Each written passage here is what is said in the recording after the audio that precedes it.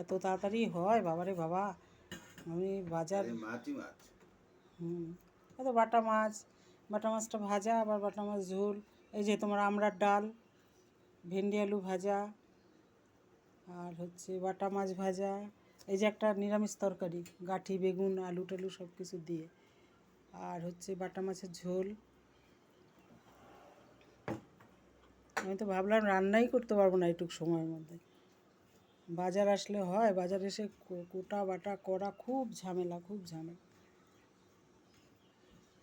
আমড়াগুলো একদম কচি জানো, একদম ডালে দিলাম সাথে সাথে একদম ফিনিশ।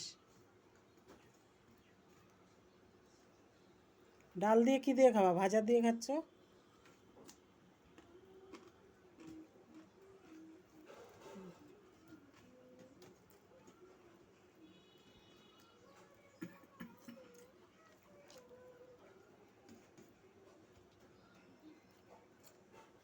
কাঁচা লঙ্কা আনোনি?